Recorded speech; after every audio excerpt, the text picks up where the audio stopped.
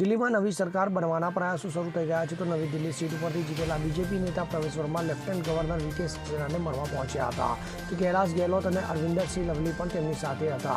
આ પહેલા દિલ્હીના વર્તમાન મુખ્યમંત્રી આતિશીએ પોતાના પદ પરથી રાજીનામું આપી દીધું હતું. ત્યારબાદ લેફ્ટનન્ટ ગવર્નરે દિલ્હી વિધાનસભા ભંગ કરી દીધી હતી. તો બીજી તરફ નવી સરકારની રચનાને લઈને દિલ્હીમાં ગૃહમંત્રી અમિત શાહના નિવાસસ્થાને બેઠક ચાલી રહી છે, જેમાં પાર્ટી અધ્યક્ષ જેપી નડ્ડા સહિત ઘણા મોટા નેતાઓ હાજર છે. તો તમને જણાવી દઈએ કે ભાજપે 27 વર્ષ બાદ દિલ્હીમાં શાનદાર વાપસી કરી છે. તો ભાજપે કુલ 70માંથી 48 બેઠકો જીતી છે, જ્યારે આમ આદમી પાર્ટી માત્ર 22 સીટો જીતી શકી હતી અને ચીફ અરવિંદ કેજરીવાલ સહિત ઘણા મોટા નેતાઓ ચૂંટણી હારી ગયા છે. Bureau report CN24 news. હવે જુઓ દેશ દુનિયાની તમામ ખબરો તમારી આંગળીના ટેરવે. ઉઠાવો મોબાઈલ અને Google Play Store પરથી ડાઉનલોડ કરો અમારી CN24 ન્યૂઝ મોબાઈલ એપ.